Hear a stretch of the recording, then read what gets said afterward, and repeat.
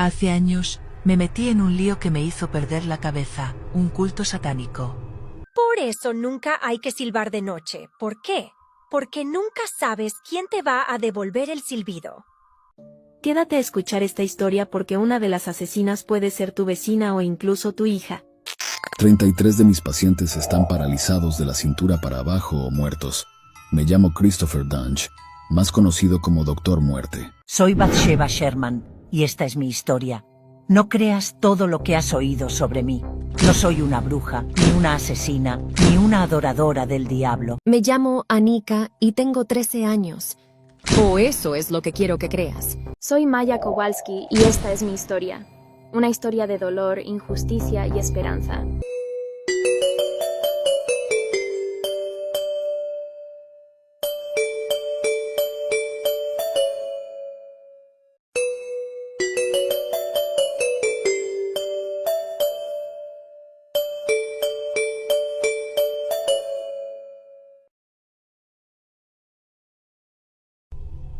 Hace años, me metí en un lío que me hizo perder la cabeza, un culto satánico.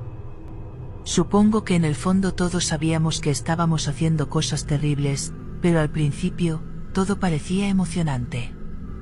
Nos reuníamos en la oscuridad de la noche, en un lugar secreto, y empezábamos con nuestras macabras ceremonias. La líder del culto, una mujer de mirada gélida y cabello largo y negro como la noche, nos guiaba en nuestras fechorías. Sacrificios de animales, invocaciones demoníacas, rituales con sangre, lo que sea que te puedas imaginar. Cada vez, el escalofrío se intensificaba, y mis noches se llenaban de pesadillas.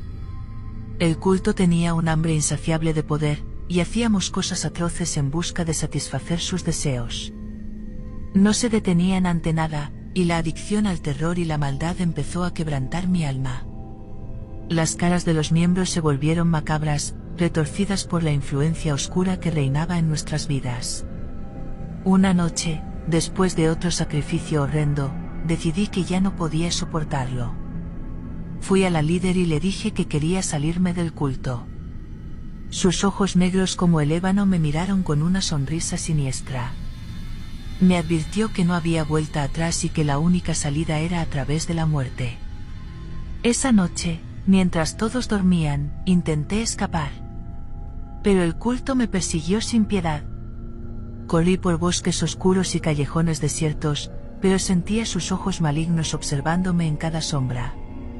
Sabía que me atraparían, y el miedo me consumía. Finalmente, me acorralaron en un rincón oscuro de una antigua iglesia abandonada.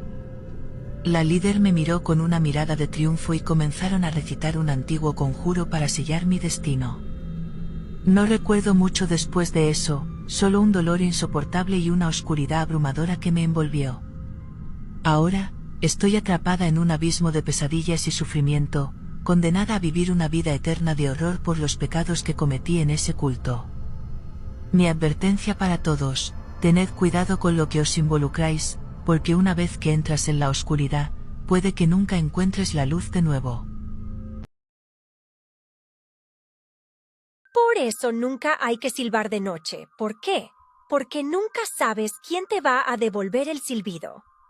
Era una noche oscura y tormentosa de diciembre de 2013 y Luisa estaba sola en casa. Los padres de Luisa habían viajado y ella estaba aburrida, pues ya había pasado horas estudiando ese día. Estaba acostumbrada a este género y casi nada la asustaba. Vio la película y se dio cuenta de que se moría de hambre, así que decidió prepararse algo de comer.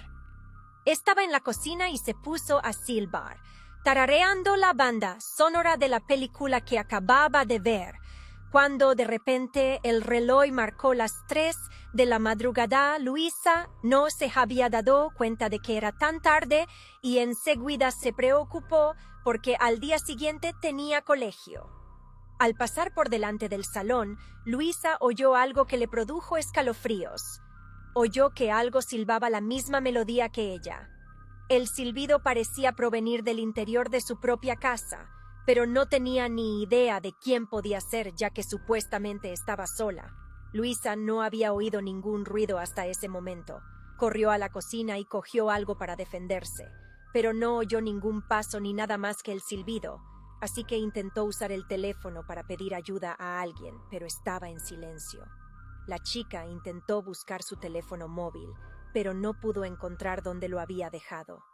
Fue entonces cuando todas las luces se apagaron a la vez y un silencio asqueroso se apoderó de la casa. Todo estaba en total oscuridad. Luisa corrió hacia la puerta, pero estaba cerrada y las llaves no aparecían por ninguna parte. Probó con las ventanas, pero le fue imposible abrirlas. La chica estaba completamente desesperada y, de repente, volvió a oír aquel silbido. Contra su voluntad, los labios de Luisa empezaron a silbar de nuevo la misma melodía. El silbido era cada vez más fuerte y cercano. La chica hizo todo lo que pudo, pero no pudo parar. Luisa intentó gritar, pero su voz se atascó en su garganta. El único sonido que pudo reproducir fue un silbido. Intentó moverse, pero sus miembros estaban paralizados por el miedo. Podía sentir el frío glacial de aquella macabra presencia acercándose. Fue entonces cuando Luisa comenzó a escuchar una voz que susurraba su nombre. En ese momento el miedo se apoderó de toda el alma de la chica. Cerró los ojos con mucha fuerza, pero cuando los abrió se encontró con algo que estaba frente a ella. Era una figura espectral de una señora con los ojos vacíos y una sonrisa aterradora. La anciana se acercó a ella lentamente con una expresión amenazante. Fue lo último que Luisa vio y también fue el último día que Luisa se vio. Quédate a escuchar esta historia porque una de las asesinas puede ser tu vecina o incluso tu hija. Y dime si sabes qué película se basó en estos hechos. Mi nombre es Klara Mauerova, nací en un pueblo de República Checa. Desde pequeña presentaba síntomas de esquizofrenia, lo que me impulsó a idear una fantasía religiosa donde pensaba que era la elegida de Dios para cumplir una misión especial. Yo me consideraba Juana de Arco, sin embargo mis hazañas fueron muy distintas a esta. Mi hermana menor Caterina también sufría de esquizofrenia. Sin embargo, yo tuve una vida relativamente normal, estudié pedagogía y conocí a un hombre mayor con el que me casé y tuve 2 hijos, Ondrej y Jakub. Aunque teníamos la apariencia de una familia completamente funcional. Pasados unos años mi esposo se cansó de mi personalidad violenta y de mis cambios de humor, por lo que nos abandonó, dejando a los niños a mi cuidado. Yo intenté ser la mejor madre, sin embargo caí en depresión y para sentirme mejor invité a mi hermana Caterina a vivir con nosotros. Pero todavía no podía llenar el vacío. Fue en ese entonces que conocí a Barbora Skrlova, una niña de 13 años que había escapado de un centro de menores por malos tratos, y como no tenía a dónde ir la invité a vivir conmigo y más tarde terminé adoptándola. Quien más tarde se unió a un círculo religioso que teníamos. Lo que yo no sabía era que Barbora tenía déficit de crecimiento, lo que le daba la apariencia de una niña normal, pero en realidad tenía 32 años. Barbora comenzó a influenciarnos hasta hacerme odiar a mis propios hijos. Tras maltratarlos constantemente, Barbora me convenció de encerrarlos en una jaula. Por lo que mandé a construir una jaula de hierro y los encerré en el sótano completamente desnudos. Allí permanecieron varios meses, donde los torturábamos por órdenes de Barbora y por el líder del círculo religioso a quien llamábamos el doctor, quien nos enviaba instrucciones diarias por mensaje de texto de lo que debíamos hacerle. Los quemábamos con cigarrillos, los azotábamos, atábamos y amordazábamos cuando llegaban visitas a casa. Pasaban semanas sin comer, durmiendo sobre sus propias heces, pues solo algunas veces les lanzaba cubos de agua fría para limpiar. Los hermanos del círculo religioso algunas veces también venían a casa a torturarlos e incluso abusaban sexualmente de ellos. Un día Barbora tuvo una idea que la describimos como increíble, por lo que comenzamos a darle de comer a los niños abundantemente por unos días para que subieran de peso. Entonces un día bajé al sótano y comencé primero con el más pequeño, donde le rebané un pedazo de su pierna y mientras ellos gritaban de terror, nosotras solo reíamos. Semanas después fue el mayor a quien le cortamos parte de su brazo e igual nos reíamos mientras lo comíamos. Así estuvimos cortando pedazos durante un año. Un día Barbora tuvo otra idea. Poner una cámara de monitorear bebés en el sótano para ver todas las torturas. Pero uno de mis vecinos también instaló un monitor de vigilancia en su casa, el cual, Por error se conectó a nuestra cámara y captó el horror que había en el sótano. Al llegar la policía encontraron una niña con un peluche que dijo que también había sufrido abusos. La niña era Bárbara y los policías no duraron en creerle, por lo que la sacaron de allí, y más tarde terminó escapando. Al bajar al sótano el piso estaba pegajoso, las paredes manchadas, uno de los niños desmayados y a uno de ellos se le veían los huesos. Lamentablemente solo uno de ellos sobrevivió. Yo le echaba la culpa a Bárbara, la cual todavía estaba desaparecida. Hasta que al fin la encontraron y junto a nosotras fue enjuiciada por los crímenes. El veredicto se hizo público en el año 2009 cuando me condenaron a solo 9 años, a mi hermana a 10 y a Bárbara y a otros 3 miembros de la secta a solo 5 años. Bárbara solicitó la libertad condicional en 2011 y le fue concedida por buen comportamiento en 2012. ¿Pero qué crees? Desde ese momento su paradero se encuentra desconocido. 33 de mis pacientes están paralizados de la cintura para abajo o muertos. Me llamo Christopher Dunge, más conocido como Doctor Muerte. Nací el 3 de abril de 1971 en Montana, Estados Unidos. Desde joven, mostré un marcado interés por la medicina y obtuve mi título de médico en la Universidad de Tennessee. Mi especialidad se centró en el tratamiento de problemas de la columna. Durante mi carrera enfrenté ciertos problemas cuando fui descubierto operando bajo la influencia de sustancias. A pesar de este incidente, se me permitió continuar mi educación y posteriormente me mudé a Texas, donde realicé operaciones en diversos hospitales. Lamentablemente, muchos de mis pacientes salieron del quirófano con lesiones más graves o incluso perdieron la vida. Entre 2011 y 2013, llevé a cabo 37 cirugías, de las cuales 33 resultaron en mutilaciones severas. Algunos pacientes despertaron paralizados de la cintura para abajo, mientras que otros sufrieron daños graves en los nervios. Un ejemplo es Jerry Summers, un amigo de la infancia, quien quedó tetrapléjico después de una operación. Mary E. Ford es otra paciente que, tras mi cirugía, experimentó dolor extremo y perdió la capacidad de mover las piernas, quedando en silla de ruedas desde entonces. Desafortunadamente, 2 de mis pacientes no sobrevivieron a mis operaciones. Moella Brown falleció tras un derrame cerebral causado por una lesión en la arteria vertebral, y Kelly Martin murió debido a una pérdida masiva de sangre. Ante estas tragedias, 2 colegas presentaron una queja detallada a la Junta Médica de Texas, describiéndome como un sociópata peligroso para los ciudadanos de Texas. Aunque el investigador principal recomendó inicialmente revocar mi licencia, no fue hasta meses después, el 26 de junio de 2013, que finalmente me suspendieron. El 6 de diciembre de ese año, mi licencia fue revocada por completo y me mudé a Denver, Colorado.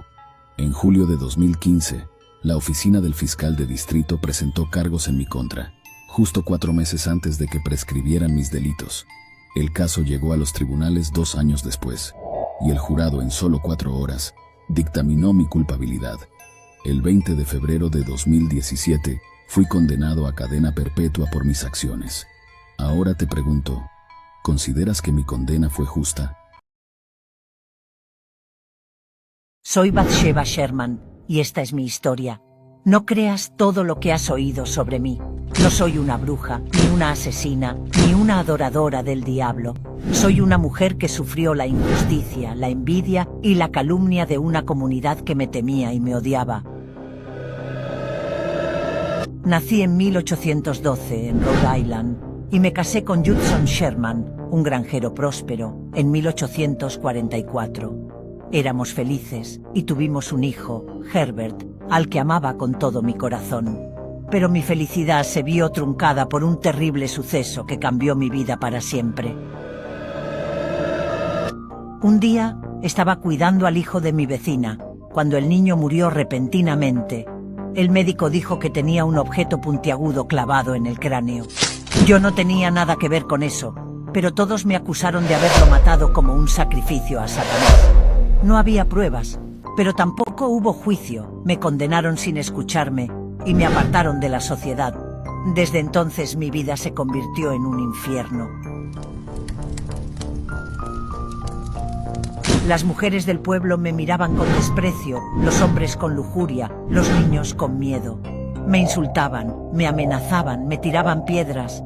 Decían que era una bruja, que estaba poseída, que tenía pacto con el diablo, que había matado a mi propio hijo y a otros más. También hablaron de que maltrataba a mis empleados, que los dejaba sin comida y los golpeaba por cualquier cosa. Eso es mentira. Yo era una buena ama de casa y les pagaba lo justo. Ellos me tenían miedo porque sabían que yo no era como las demás mujeres. Yo era más inteligente, más fuerte, y eso les molestaba. Cuando murió mi marido me quedé sola en la granja. Era el año 1885 y yo tenía 73 años. Las personas del pueblo pensaron que me colgué como ofrenda a Satanás. Yo solo sé que no sentí nada, solo un alivio de dejar este mundo cruel. Pero no me fui del todo. Mi espíritu se quedó en la tierra que me pertenecía, y juré que nadie más sería feliz aquí, que nadie más estaría a salvo, que nadie más me haría daño. Desde entonces he visto pasar a muchas familias por mi casa, y ninguna me ha gustado. Todas me han ofendido, me han invadido, me han desafiado, y yo les he hecho pagar. He atormentado a sus hijos, he poseído a sus madres, he provocado su muerte o su locura. Y no me arrepiento de nada. Ellos se lo buscaron. Así que, si te atreves a entrar en mi casa, prepárate para conocer mi ira. No te dejaré en paz, no te dejaré dormir, no te dejaré vivir. Te haré sentir el dolor que yo sentí, el miedo que yo sentí, el odio que yo sentí. Y cuando ya no puedas más, te haré lo mismo que me hicieron a mí. Te haré colgarte de un árbol, proclamando misericordia. Ahora que estás aquí, escuchando mi historia, tal vez sientas curiosidad, compasión o miedo. Pero eso ya no me importa. Yo no te voy a dejar en paz. Voy a entrar en tu mente, en tu alma, en tu cuerpo, y luego voy a hacerte vivir el verdadero terror.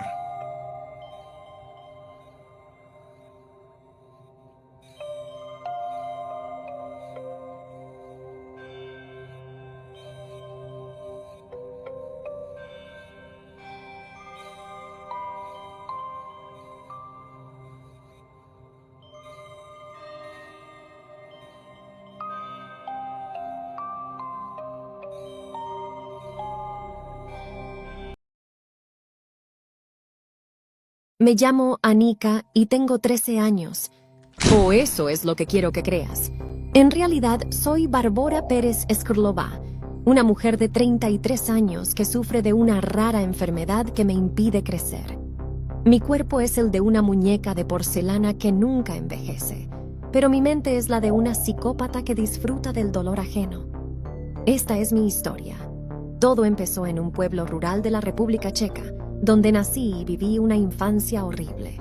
Mi enfermedad, llamada hipopituitarismo, me obligaba a tomar medicamentos constantemente y a soportar las burlas y los abusos de los demás niños. Mi familia no me quería ni me entendía, y me trataban como a una carga. Fui diagnosticada con varios trastornos mentales como esquizofrenia, bipolaridad y sociopatía, y pasé por varios hospitales psiquiátricos, donde me sometieron a tratamientos crueles e inhumanos. Hasta que un día logré escapar. No sé cómo lo hice, pero aproveché un descuido de los guardias y salí corriendo del psiquiátrico donde estaba internada desde hacía años. Me subí a un autobús sin rumbo fijo y llegué a una ciudad desconocida. Allí conocí a 2 hermanas que se apiadaron de mí y me acogieron en su casa como si fuera su hija. Se llamaban Clara y Katerina Mauerova y tenían 2 hijos cada una.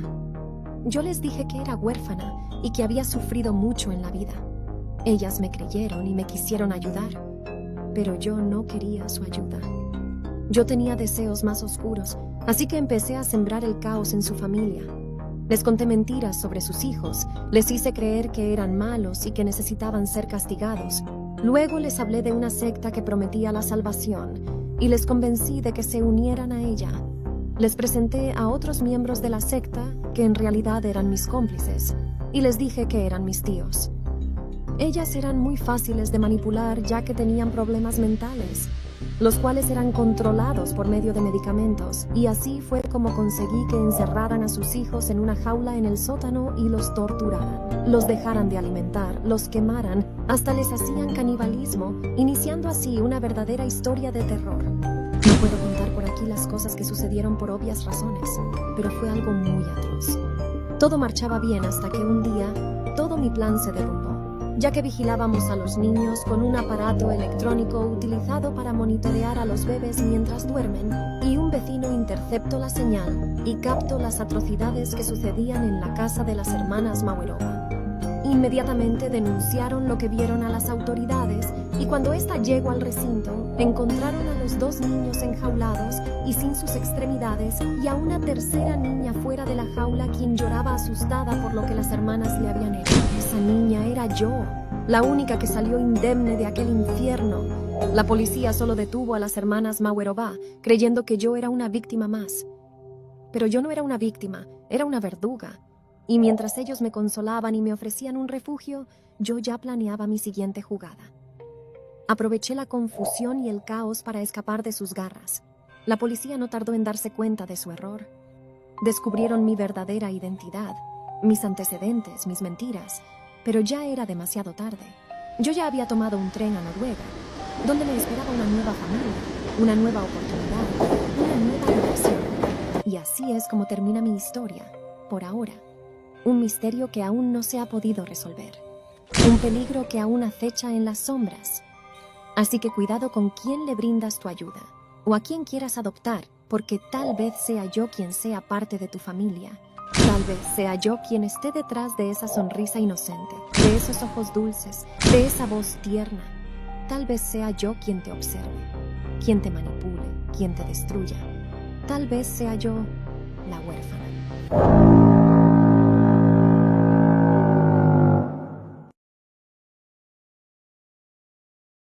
Soy Maya Kowalski y esta es mi historia. Una historia de dolor, injusticia y esperanza. Una historia que cambió mi vida y la de mi familia para siempre. Todo empezó en 2016, cuando tenía 10 años. Un día me desperté con un fuerte dolor de estómago que no se me quitaba. Mis padres me llevaron al hospital Johns Hopkins All Children's en San Petersburgo, Florida, pensando que me iban a ayudar. Pero lo que pasó allí fue una pesadilla.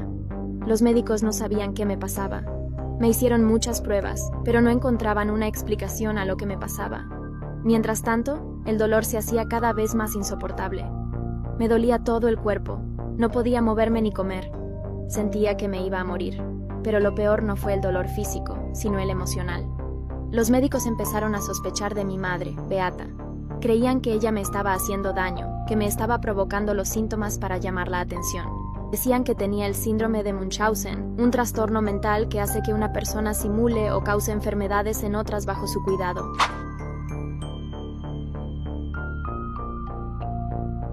Pero no era cierto.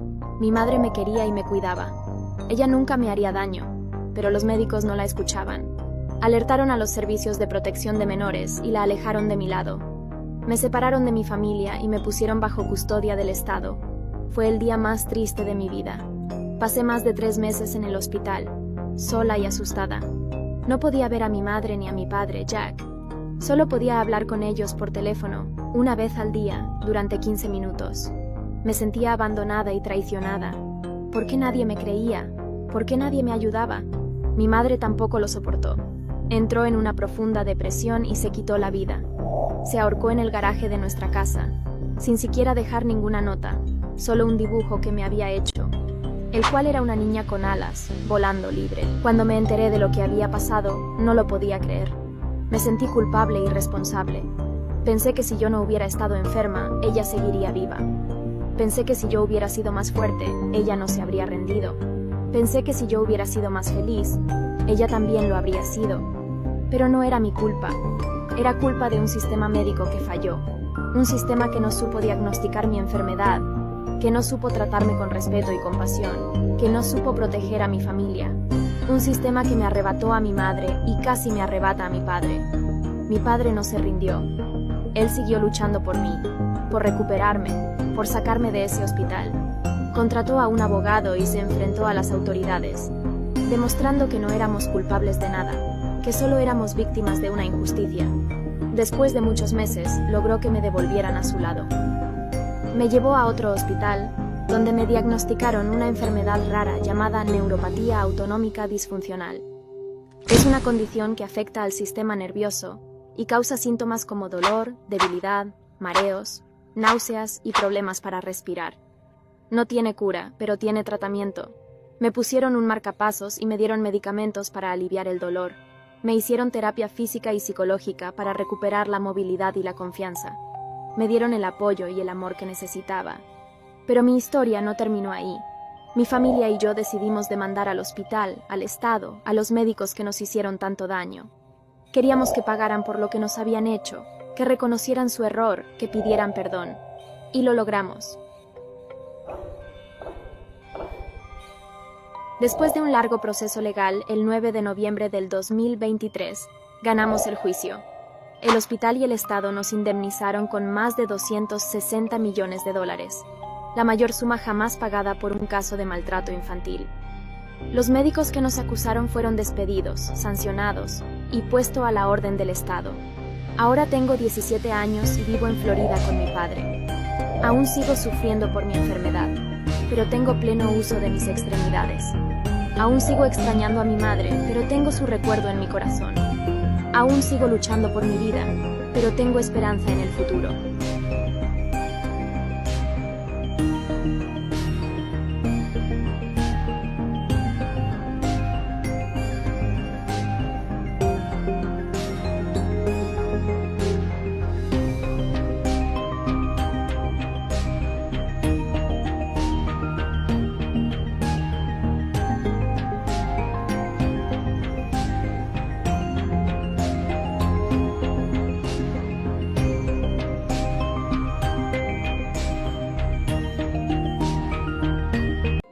Recuerdo el día en que mi vida cambió para siempre. Como monja dedicada a mi fe, siempre había encontrado consuelo y paz en las paredes del convento. Pero aquella noche un mal insondable se apoderó de aquel sagrado lugar. Era una fría noche de invierno. Me encontraba rezando en la capilla, sumida en mis pensamientos y encomendándome a la gracia divina. De repente un escalofrío recorrió mi espina dorsal, y el ambiente se volvió denso y opresivo. La sombra de la oscuridad se cernió sobre mí cuando una figura siniestra se materializó frente a mis ojos. Aterrorizada, reconocí en su rostro retorcido la manifestación del mal. Antes de que pudiera reaccionar, fui atacada brutalmente por aquel ser diabólico. El dolor y el miedo se convirtieron en mis compañeros más cercanos en aquel momento. Grité por ayuda, pero mi voz parecía perderse en el vacío. Cada golpe despiadado que recibía resonaba en mi alma, y el silencio sepulcral del convento se mezclaba con el sonido de mis propios lamentos. Mis hermanas monjas, que deberían haber sido mi refugio y apoyo, no acudieron en mi auxilio. ¿Dónde estaban en aquel momento de desesperación? Sus ausencias prolongadas y su indiferencia ante mi sufrimiento me hicieron dudar de todo lo que creía. Finalmente la violencia del ataque alcanzó su punto álgido, y la vida abandonó mi cuerpo. En aquel instante final, mi mente se llenó de preguntas sin respuesta y de la certeza de que había sido testigo de un mal más allá de la comprensión humana. Mi espíritu atormentado quedó atrapado en aquel convento, presenciando una y otra vez mi propio asesinato. Convertida en un espectro, vagaba por los pasillos en busca de paz y justicia, sin encontrar descanso en ninguna esquina del convento ahora maldito. Mi historia se convirtió en una leyenda oscura, susurrada entre las paredes desmoronadas del antiguo convento. Los valientes que osaban adentrarse en aquel lugar maldito se enfrentaban a mi presencia vengativa, un recordatorio eterno de la crueldad que puede albergarse en el corazón humano. Hoy, como un alma en pena, continúo esperando el momento en que la verdad salga a la luz y mi asesino encuentre la justicia que merece. Mi historia perdura, un testimonio de la violencia y la brutalidad que pueden acechar incluso en los lugares más sagrados.